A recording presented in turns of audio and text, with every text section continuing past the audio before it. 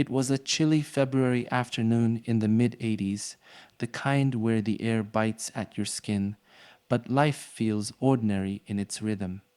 8-year-old Cherrie Mahan stepped off her school bus, her colorful jacket standing out against the gray Pennsylvania sky. The bus doors closed behind her with a familiar hiss, and as the wheels began to roll away, no one suspected that this would be the last time anyone would ever see her. What happened to Cherry in those fleeting moments between the safety of her bus and the short walk to her home? How could a little girl vanish into thin air in broad daylight? What began as an ordinary afternoon would soon become the most haunting mystery the small town of Cabot, Pennsylvania, had ever known. Let's go back to that day piece by piece and uncover the chilling details of her disappearance. When Cherrie Mahan didn't make it home that afternoon, her mother, Janice McKinney, felt a chill of unease creep over her. It wasn't like Cherry to wander off. She was reliable, shy, and always eager to share her day after school. Minutes turned into an agonizing hour, and the first pangs of panic set in. Something was wrong. Janice contacted neighbors, friends, and family, hoping someone had seen Cherry. Doors were knocked on, voices called out into the fading daylight, and the once quiet road where Cherry was last seen grew tense with worried chatter. By nightfall, the realization hit. Cherry wasn't just late, she was gone. The community rallied. Flashlights sliced through the darkness as locals scoured the area, searching wooded trails, fields, and every nook and cranny near the bus stop. Police arrived soon after, marking the beginning of what would become one of Pennsylvania's most exhaustive missing person investigations. The air buzzed with questions. Could she have gotten lost in the woods? Was there an accident? Or, worst of all, had someone taken her? Amid the growing fear, whispers of a mysterious van began circulating. Witnesses recalled seeing an unfamiliar vehicle near the bus stop earlier that day. The description, a blue or green van with a unique mural painted on its side, would soon become a central piece in the investigation. But at this moment, there was no time for speculation. Every second felt like a race against the clock. As search parties expanded into the night, the overwhelming truth settled in. Cherrie Mahan's disappearance was unlike anything this tight knit community had ever faced, and the clock was ticking. To understand the tragedy of Cherrie Mahan's disappearance, we need to step into her world, one filled with love, innocence, and the everyday charm of small town life. Cherrie was an 8-year-old girl with a quiet disposition, but a vibrant curiosity about the world around her. Her brown hair framed a sweet face often lit up by her shy smile, and those who knew her best described her as a kind-hearted child who always wanted to make others happy. She lived in the rural community of Cabot, Pennsylvania, a tight-knit town where everyone knew each other by name. Life here was simple and predictable, the kind of place where children felt safe playing outside and neighbors looked out for one another. The backdrop of rolling hills and peaceful streets seemed a world apart from danger or tragedy. Cherry's home life was warm and loving.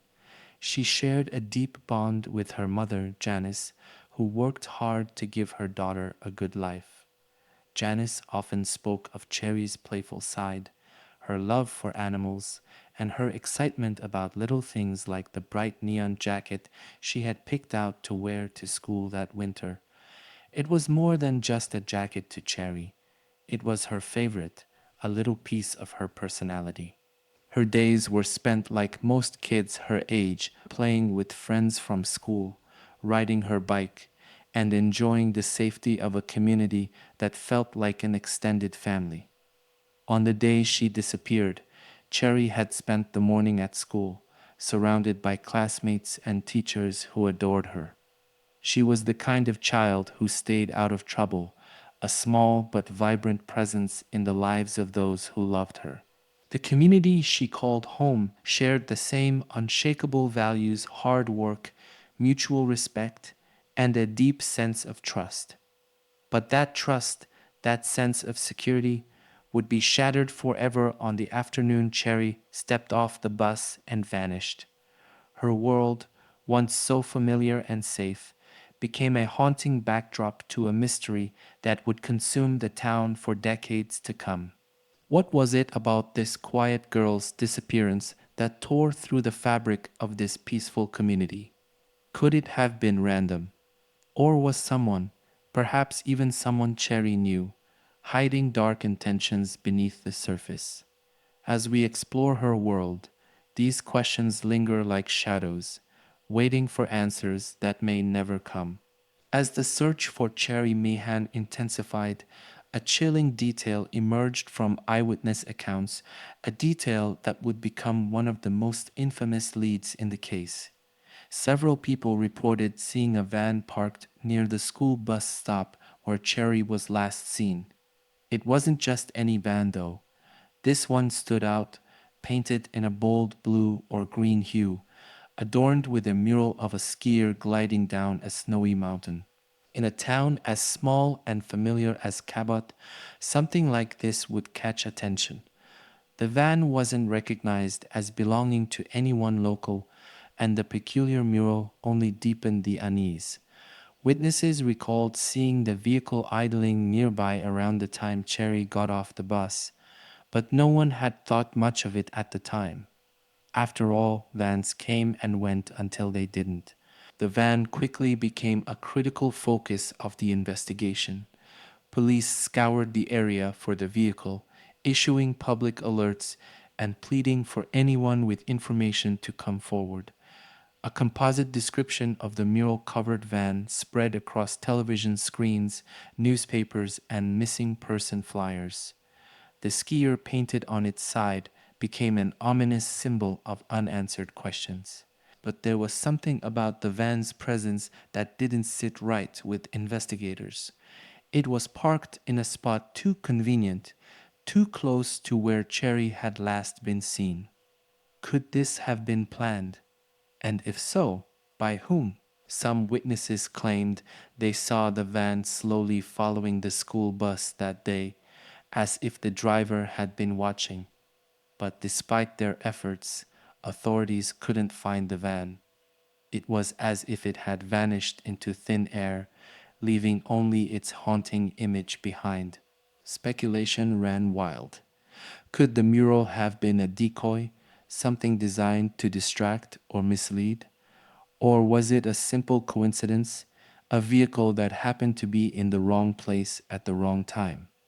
With each passing day, the van's mystery grew deeper, becoming both a beacon of hope and a source of frustration for those trying to piece together Cherry's disappearance. The skier on the side of the van became a metaphor for the case itself, sliding further into the unknown, faster than anyone could stop it. Was this vehicle the key to understanding what happened to Cherry?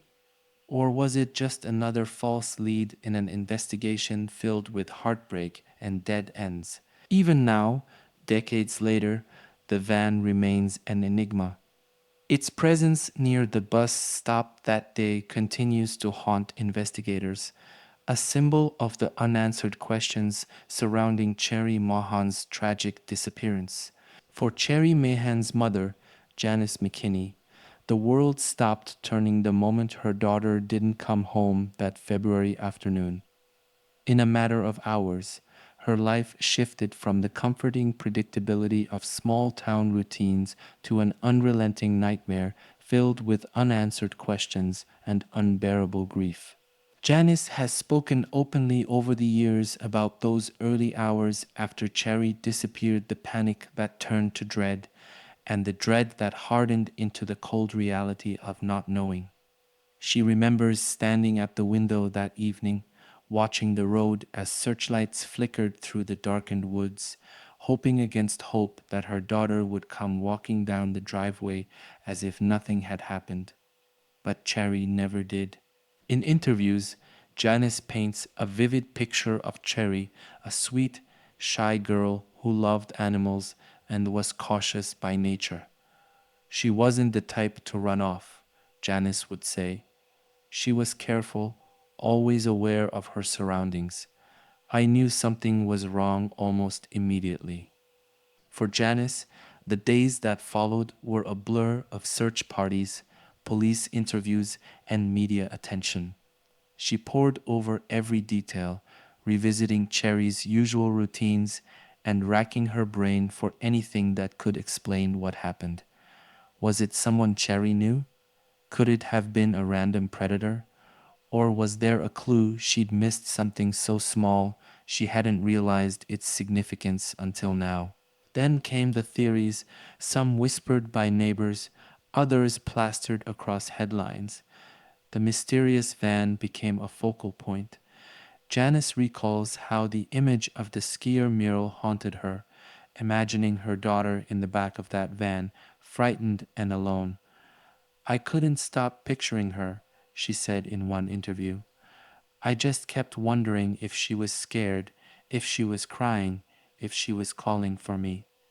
But alongside the theories came the doubts.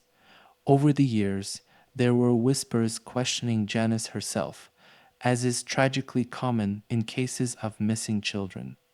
To those who didn't know her, the mother's grief stricken face on television could easily be misinterpreted. But for anyone who had seen her raw pain up close, there was no doubt Janice's only crime was loving her daughter too much to give up hope. Decades later, Janice remains Cherry's fiercest advocate, keeping her daughter's memory alive while wrestling with the unanswered questions that still torment her. She believes someone out there knows the truth. Someone saw something that day, she insists. It's been so many years, but I still believe we can find her. I'll never stop believing. Janice's theories about what happened to Cherry are grounded in her relentless hope. She clings to the possibility that her daughter is still out there, alive somewhere, waiting to be found. Yet, she also faces the cruel reality that the person or people responsible may never be brought to justice. For Cherry's mother, the world is divided into two halves: the life she had before February of 1985 and the life she's lived since. In her own words, everything changed that day. I just want answers. I want to know where she is. I want to bring her home. Janice's unwavering resolve serves as a reminder that behind the headlines and theories, this is a story about a mother's endless love for her daughter and the pain of not knowing if that love will ever reach her again. When the call came in reporting 8-year-old Cherrie Mahan missing, the Butler County Police knew they had to act fast. Time was crucial in missing child cases, especially in those first few hours. The officers immediately began canvassing the area near Cherry's home, questioning neighbors, and retracing her steps from the bus stop to where she should have entered her driveway. The urgency was palpable. Something about this felt different. This wasn't a child wandering off. The investigation launched into full swing with two key challenges already apparent. First, there was no sign of a struggle. Cherry had seemingly vanished in the brief moments between stepping off the bus and reaching home. Second, the rural, wooded landscape surrounding the area made searching difficult. Dense trees and uneven terrain meant that if Cherry had been taken off the main road, finding her would be like looking for a needle in a haystack. Officers called in local volunteers to expand the search. They combed through the woods, scoured nearby properties, and even checked wells and abandoned structures. Helicopters equipped with thermal imaging scanned the area from above, while search dogs were brought in to pick up Cherry's scent. Despite their efforts, there was no trace of her. It was as if she had disappeared into thin air. One of the first major hurdles was the lack of solid leads.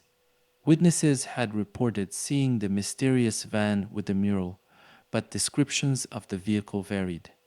Some said it was blue, others green, and the details of the skier mural were inconsistent. Investigators issued alerts for the van across Pennsylvania and beyond, hoping it might turn up or jog someone's memory. Another challenge was the sheer size of the search area. Cherrie's rural neighborhood offered countless hiding spots for someone who knew the terrain. Police had to prioritize their efforts, focusing first on areas near the bus stop and expanding outward. The lack of surveillance technology in the 80s added to the difficulty.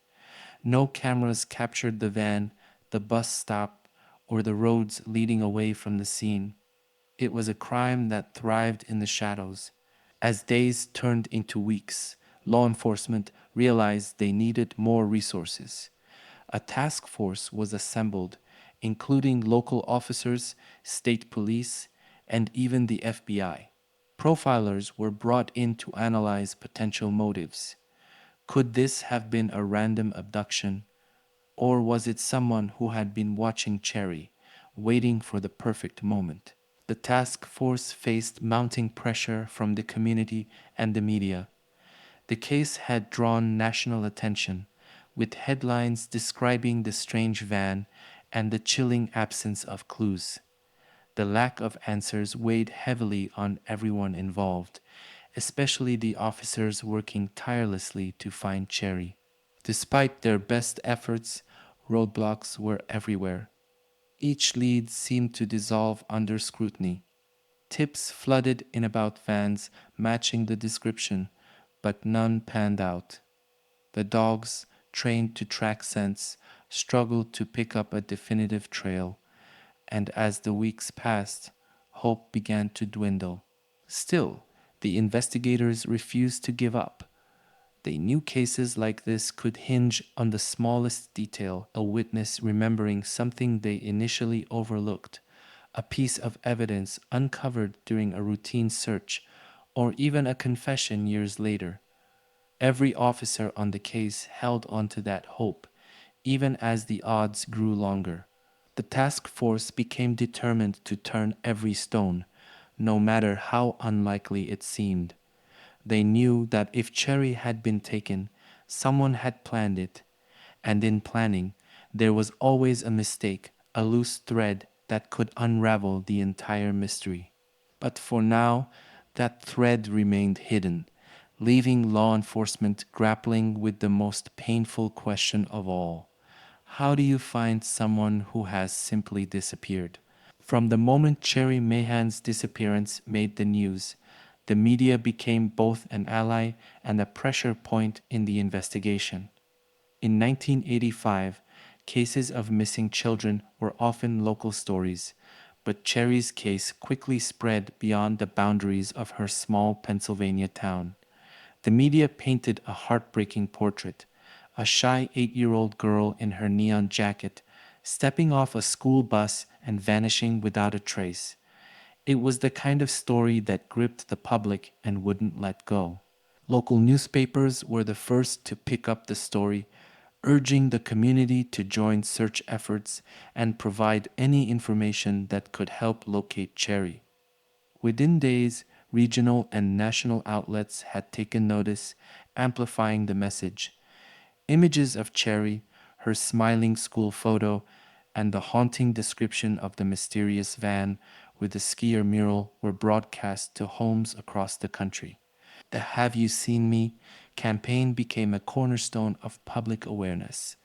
This initiative, which featured missing children's photos on postcards and advertisements, was still a relatively new effort at the time. Cherrie was one of the first children to be included. Her face appeared on flyers in mailboxes and posters in convenience stores, making her one of the most recognizable missing children in the country. The media's coverage was not without its challenges. On one hand, the widespread attention kept Cherrie's case in the public eye, which was vital for generating tips and leads. News segments pleaded with viewers to report any sightings of the van or Cherrie herself, emphasizing the urgency of the situation. Each broadcast brought in new calls to law enforcement, some credible, others less so. But with this attention came a darker side. The media spotlight often turned invasive, with reporters hounding Cherrie's family for updates, even when there was no new information to share. Janice McKinney, Cherrie's mother, described the emotional toll of facing cameras while grappling with the crushing uncertainty of her daughter's fate. The family's grief became public, leaving them vulnerable to scrutiny and, at times, unkind speculation. Despite these challenges, the media's relentless focus on the case helped set a precedent for how missing children cases would be handled in the future. Cherrie's story became part of a broader conversation about child safety and abduction awareness. Her inclusion in the Have You Seen Me campaign inspired similar efforts, proving how powerful these tools could be in keeping cases alive in the public consciousness. Years later, Cherrie's case remains a stark reminder of the media's dual role in true crime stories. It can shine a light in the darkest corners, rallying communities and keeping victims' names alive. But it can also bring added stress to grieving families and, at times, fuel unproductive speculation. For Cherry's family and investigators, the media was both a lifeline and a challenge. Every story, every flyer, every news segment carried the hope that someone, somewhere, would see Cherry's face and remember something, a single detail that could unlock the mystery of her disappearance. And though the answers never came, the coverage ensured that Cherrie Mahan would never be forgotten. Her face, her name, and her story are etched into the memory of those who followed the case, proof of the lasting power of a media driven search for truth. As days turned to weeks in the search for Cherrie Mahan, tips flooded into law enforcement, some from concerned neighbors, others from strangers who had seen her face on flyers or the evening news. The volume of information was overwhelming, yet each tip carried a flicker of hope that quickly became the driving force behind the investigation. But hope, in cases like this, often walks hand in hand with heartbreak. One of the earliest and most promising leads came from witnesses who reported seeing a van similar to the one described, a blue or green vehicle with a mural of a skier on its side. The sightings poured in from various towns across Pennsylvania and even neighboring states. Investigators chased down each report, pulling drivers over, checking license plates, and even canvassing businesses that painted custom vehicle murals. But every time they closed in on a van that seemed to match, they came away empty handed. It wasn't the right one, or worse, the lead fell apart under scrutiny. Another lead emerged when a psychic came forward, claiming to have visions of Cherry's location. Desperate for any clue, investigators followed the psychic's directions to a wooded area on the outskirts of Cabot. Search teams combed the ground, turning over every rock and bush, but the forest yielded nothing. It was a cruel reminder of how desperation can sometimes lead even the most rational minds astray. False confessions also added to the frustration. Over the months and years following Cherry's disappearance, several individuals came forward claiming responsibility. Each confession was painstakingly investigated, only to be debunked. Some confessed out of a twisted need for attention, while others seemed to revel in the chaos they caused. For investigators, these false admissions weren't just a waste of resources, they were a slap in the face to a grieving family desperate for answers. Even well meaning tips often led to dead ends. Strangers reported spotting children who looked like Cherry in malls, parks, and even on the other side of the country. Police diligently followed up on each sighting, sometimes traveling hundreds of miles, only to discover the child in question wasn't Cherrie. Each time, hope was rekindled, only to be extinguished once again. One of the most painful dead ends came years later, when an anonymous letter arrived claiming to know what had happened to Cherrie. The letter detailed a sinister story of abduction and murder, even pointing to a specific location where her remains could supposedly be found. The authorities acted swiftly, following the lead with a faint hope that closure might finally be within reach. But when they arrived at the site, it turned out to be another cruel hoax. The anonymous writer was never identified. For the investigators, every false lead chipped away at their morale. They worked tirelessly, determined to leave no stone unturned, yet the lack of progress was a constant weight on their shoulders. For Cherrie's family, the emotional toll was even greater. Each new tip brought with it a fragile sense of hope that was inevitably shattered, leaving behind deeper wounds and fewer answers. The dead ends also highlighted a painful reality. Time was not on their side. The longer the case dragged on, the colder it grew, and the harder it became to distinguish credible leads from noise. Witness memories faded, physical evidence remained elusive, and the trail grew colder with each passing day. But despite the setbacks, the team refused to give up. They knew that in cases like this, all it took was one tip, the right tip, to break everything open. Every false lead was a reminder of the stakes, and every dead end was a challenge to keep pushing forward. For those searching for Cherrie, giving up was never an option, no matter how frustrating the road became. In the search for Cherrie Mahan, as conventional methods failed to yield results, desperation led to the exploration of more unconventional avenues, methods that, while controversial, have often found a foothold in cases of unsolved disappearances. Among these were psychics who claimed to possess insights into Cherrie's fate. Early in the investigation, psychics began reaching out to Cherrie's family and law enforcement, offering visions and clues about her whereabouts.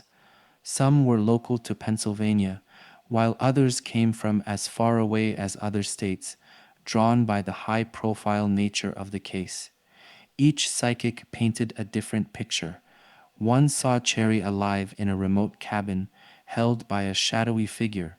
Another described a location in the woods where they believed her remains could be found. Though law enforcement typically remains skeptical of such claims, the sheer lack of leads forced them to consider every option, no matter how unconventional. One psychic described seeing a vivid image of a body of water near dense trees. This lead prompted a search in a nearby area that matched the description. Officers and volunteers spent hours combing through the site, diving into streams and examining every clue. But the search turned up nothing. Another psychic pointed investigators toward an abandoned house, claiming it had been used to hide Cherrie. Again, officers investigated, but the house revealed no evidence of her presence. For Cherrie's mother, Janice McKinney, the involvement of psychics was a double-edged sword. On one hand, she welcomed any potential path that could lead to her daughter. On the other, many of these visions offered false hope. In interviews, she expressed her pain at following detailed claims that ultimately led nowhere. Still, her love for Cherrie kept her open to the possibility that anyone might hold the missing piece of the puzzle. Other unconventional methods included the use of dowsing rods and pendulums, tools believed by some to help locate missing persons. A dowser once contacted the family, claiming their rods had pointed to a specific section of woods near the bus stop. Though skeptical, search teams decided to check the area as part of their broader efforts. Like so many other searches, it yielded no results. Law enforcement also consulted criminal profilers whose insights into the psychology of potential abductors added depth to the investigation. Profilers theorized that whoever had taken Cherrie likely had a connection to the area or had been observing her routine for some time. This theory, while chilling, gave officers a framework for narrowing their suspect pool. However, even this strategy failed to provide any concrete breakthroughs. The search for Cherrie revealed an essential truth about unconventional methods. While they often bring glimmers of hope, they also risk leading investigators down paths that drain time, resources, and emotional strength. For every claim that sounded credible, there were dozens more that were vague, contradictory, or outright fraudulent. Looking back, the involvement of psychics and unconventional methods remains one of the more contentious aspects of Cherrie's case. To some, they represented a willingness to leave no stone unturned. To others, they were a distraction from more practical investigative approaches.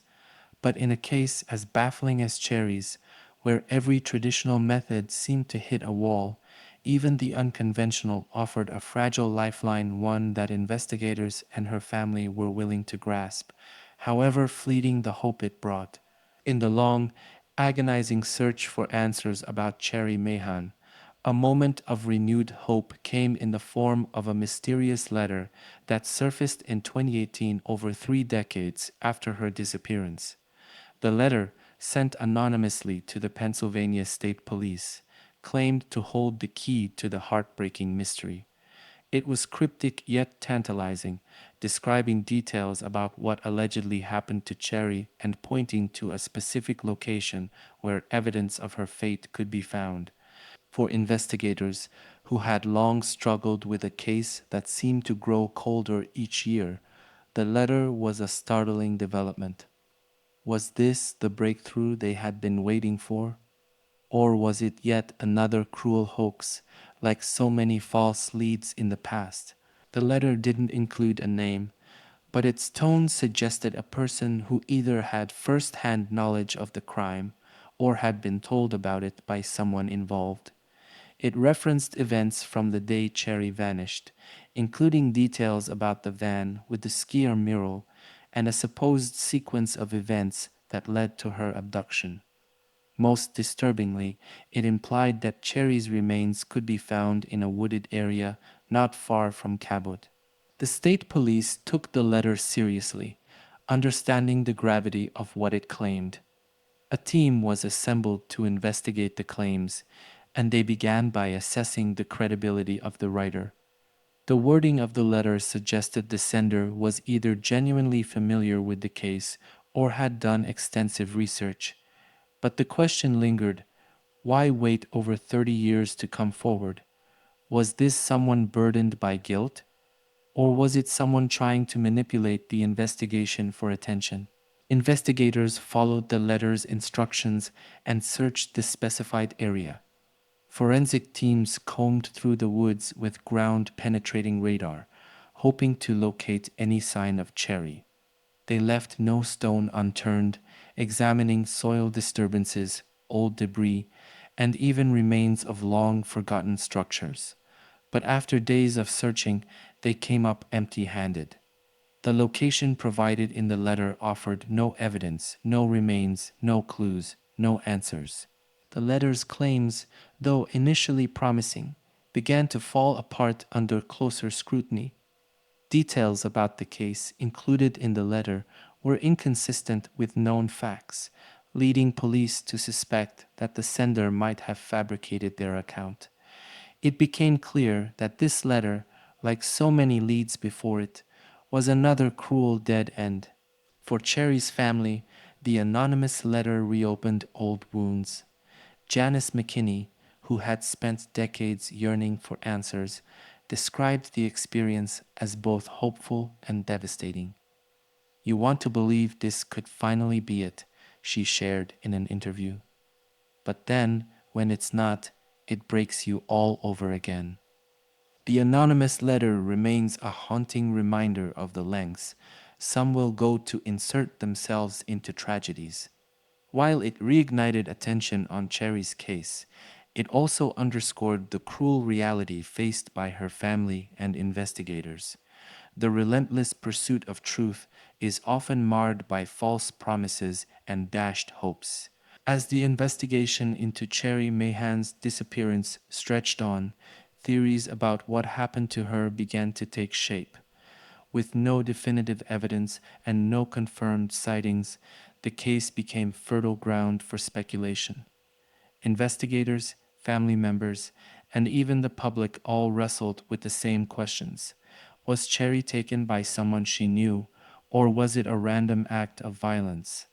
Was there a motive, or was this simply the horrifying result of being in the wrong place at the wrong time? One of the earliest theories centered around the mysterious van with the skier mural. Witnesses reported seeing the vehicle near the bus stop the day Cherry disappeared, and some even recalled it following the school bus earlier. This led law enforcement to believe the van's driver had been watching Cherry, possibly for days or weeks, waiting for an opportunity to act. The description of the van, though detailed, never led to its identification, fueling the belief that whoever owned it had intentionally kept a low profile or worse, had already fled the area. Another theory suggested that Cherry's abduction might have been committed by someone within the community. Cabot was a small, tight knit town, and the idea that a neighbor or acquaintance could have been involved sent shockwaves through the area. Investigators looked into individuals with criminal histories or suspicious behavior, but no one emerged as a clear suspect. Despite exhaustive interviews and background checks, no evidence pointed to anyone local. The possibility of familial involvement was also briefly explored, though authorities found no evidence to suggest Cherry's mother, Janice McKinney, or any close relatives had anything to do with her disappearance. In cases like this, family members are often scrutinized first, and Janice faced her share of whispers from outsiders. However, law enforcement cleared her of any suspicion early on, recognizing her unwavering efforts to find Cherry as genuine and heartbreaking. Some theorized that Cherry may have been the victim of a child trafficking ring, a horrifying scenario, but one not uncommon in missing child cases. Advocates pointed to the lack of physical evidence as a sign she may have been taken far away, possibly across state lines, shortly after her abduction. This theory kept hope alive for some that Cherry might still be alive, though the passage of time made the possibility seem increasingly remote. Then there were the theories rooted in tragic coincidence. Could Cherry have been abducted by someone just passing through an opportunistic predator who saw a vulnerable moment and acted quickly? Investigators considered this carefully, especially given the rural, secluded nature of the area. The lack of surveillance cameras or eyewitnesses at the precise moment she vanished left this theory as one of the most plausible, though painfully vague. Over the years, other names and suspects emerged, some through public tips, others from law enforcement leads. However, none were ever conclusively linked to Cherry's disappearance. The anonymous letter received decades later only deepened the mystery, as its writer claimed knowledge of the crime, but offered no verifiable details. As with many unsolved cases, the lack of evidence made each theory both plausible and maddeningly incomplete. Every lead seemed to open a new door, only to close just as quickly. For investigators, the theories were a frustrating reminder of how many unanswered questions remained. For Cherry's family, they were a source of both hope and torment, each one carrying the possibility of closure, but also the fear of never knowing. The theories surrounding Cherrie Mahan's disappearance have kept her case alive in the minds of those who care about her.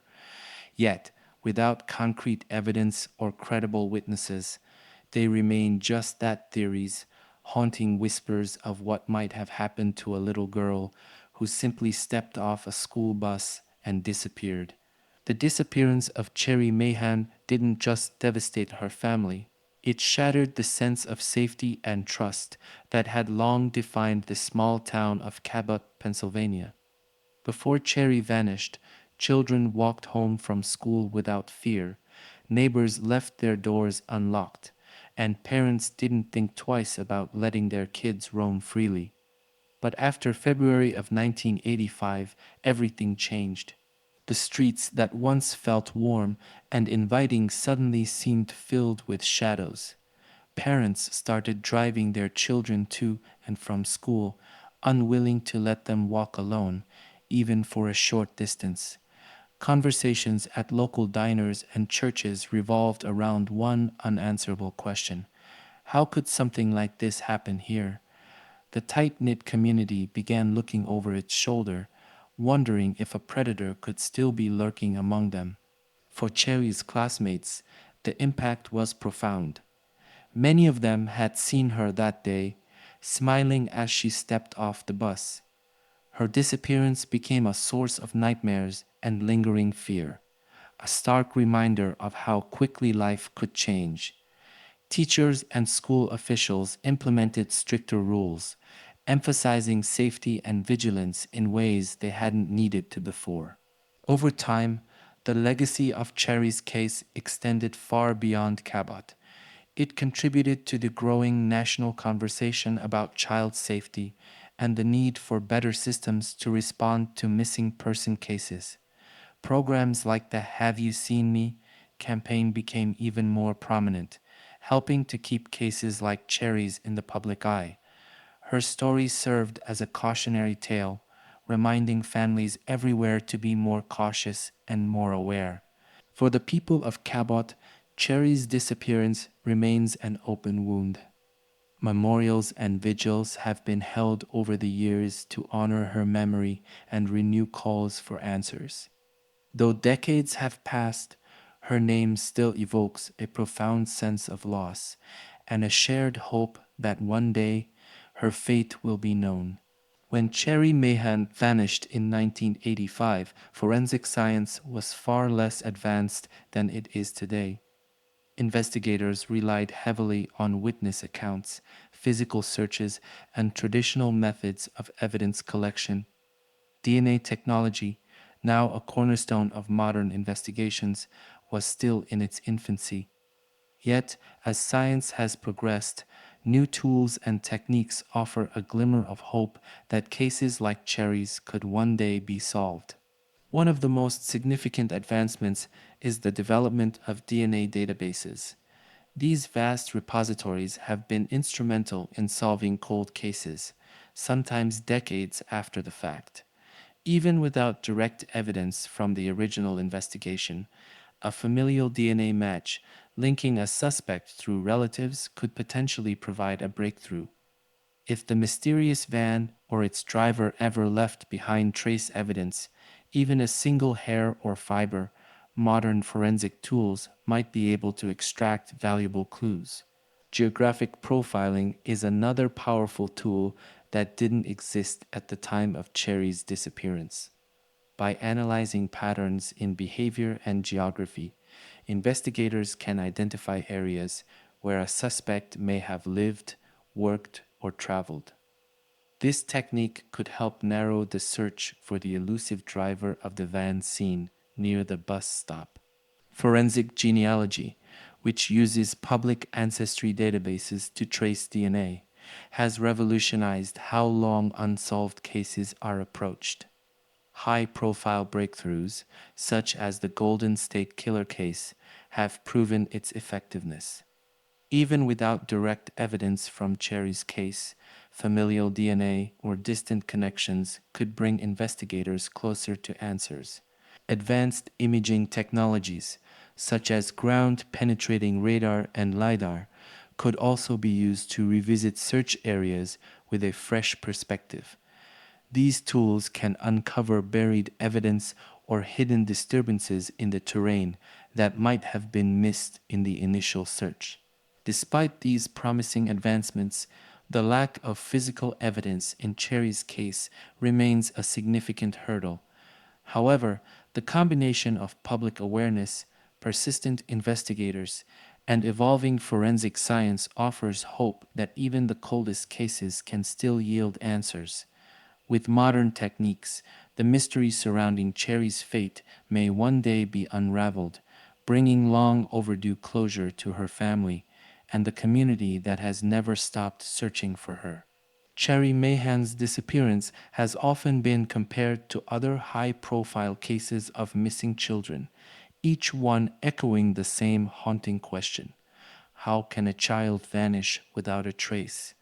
While no two cases are identical, certain similarities and patterns emerge, hinting at larger issues surrounding child abductions and the challenges of solving them. One comparable case is that of Morgan Nick, a 6-year-old girl who disappeared in the mid-90s from a Little League game in Arkansas. Like Cherrie, Morgan vanished in a brief moment of vulnerability, with no clear witnesses and little physical evidence to guide investigators.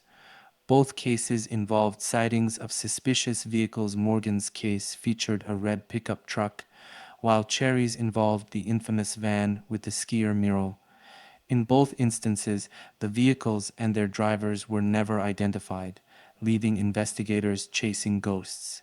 Another eerily similar case is that of Michaela Gericht, a 9-year-old who was abducted from outside a store in California during the late 80s. Michaela's disappearance, like Cherrie's, occurred in broad daylight and sparked massive searches and media campaigns. Over the years, both cases have seen countless tips and false leads, underscoring the frustrating cycle of hope and disappointment in such investigations. Examining these cases reveals certain patterns. Most involve quick, opportunistic abductions with little to no evidence left behind. Many share descriptions of suspicious vehicles seen near the crime scenes, often leading investigators to suspect careful planning by the perpetrator. These similarities suggest that some child abductions may follow consistent methods, possibly indicating repeat offenders or organized criminal activity. Despite the differences in geography and time, these cases have collectively shaped the way missing children investigations are conducted. Programs like Amber Alerts and campaigns like Have You Seen Me were born from the lessons learned in cases like Cherrie's, Morgan's, and Michaela's, offering tools to help prevent future tragedies. Yet, for the families of these missing children, the comparisons are a bittersweet reminder that their loved ones are part of a larger, unresolved pattern of heartbreak. In 1985, when Cherrie Mahan disappeared, technology was limited to what now feels like the most basic tools: landlines, physical flyers, and television broadcasts. But in the decades since, advancements in technology have transformed the way missing person cases are investigated and kept alive in public memory. Social media has been one of the most impactful changes. Platforms like Facebook, Twitter, and Instagram allow families and law enforcement to spread information instantly to millions of people. In Cherrie's case, her mother and advocates have used these platforms to share her story, keeping her face and name in the public consciousness long after the news cycle moved on. Viral campaigns have proven effective in reuniting missing persons with their families, and while Cherrie's case hasn't yet benefited from this, the potential remains. DNA databases have been a game changer for cold cases. Services like GEDmatch allow investigators to match DNA from crime scenes with public genealogy records, often tracing familial connections to suspects. In cases where no direct evidence exists, even a distant DNA match can provide a crucial lead. For Cherrie's case, if evidence such as a hair or fiber linked to her or the mysterious van were ever found, these databases could identify connections that would have been impossible to trace decades ago. Facial recognition software is another tool that could bring new hope. Programs that analyze and age progress images of missing children have already helped identify individuals decades after their abductions. Cherrie's age progressed photos have been shared widely, and with the ever improving accuracy of these technologies, there remains a chance that someone might recognize her. The rise of digital forensics has also made it easier to reanalyze older evidence. Advanced imaging tools can detect microscopic traces on objects once thought to be clean, and ground penetrating radar can reveal hidden evidence in search areas previously deemed cleared. While these advancements bring new hope, they also highlight the gaps in cases like Cherrie's. The lack of physical evidence from the scene remains a challenge, and technology can only work with what investigators have. Still, the progress made since the mid-eighties ensures that no case is truly cold anymore. For Cherry, the ever-evolving tools of technology keep the possibility alive that one day her story will have an ending and her family will finally have the answers they've waited so long to hear. For nearly 4 decades, Cherrie Mahan's family has lived in a painful limbo, caught between hope and despair. Her mother, Janice McKinney, has never stopped fighting to keep Cherry's memory alive. Through vigils, interviews, and social media, Janice continues to share her daughter's story, hoping to reach someone who knows the truth. Each year, as the anniversary of Cherry's disappearance approaches, the family renews their call for answers. They release age progressed photos of what Cherry might look like today, reminding the world that she is not forgotten. Despite the passage of time, their resolve remains unshaken. Janice often says, "As long as I have breath in me, I'll keep searching for her." Law enforcement has echoed the family's determination, refusing to classify Cherry's case as closed. Current investigators, many of whom were not even in the force when Cherry disappeared, have taken a fresh look at the case in recent years. They revisit old evidence with new forensic tools, hoping that advancements in technology might uncover something previously missed. In interviews, investigators emphasize that the case remains active. All it takes is one tip, one new lead, one officer shared. We're always looking, always hoping. They urge anyone with even the smallest piece of information to come forward, no matter how insignificant it may seem. For them, the mission is clear: to bring closure to Cherry's family and justice to whoever was responsible for her disappearance. This case, like so many others, reminds us of the power of collective action. Tips from the public have solved countless cold cases, and Cherry's could be next. If you remember anything about that February day in the mid-eighties, or if you've heard something over the years, it's never too late to come forward. Even the smallest detail could be the missing piece investigators need. We also encourage you to keep Cherry's story alive.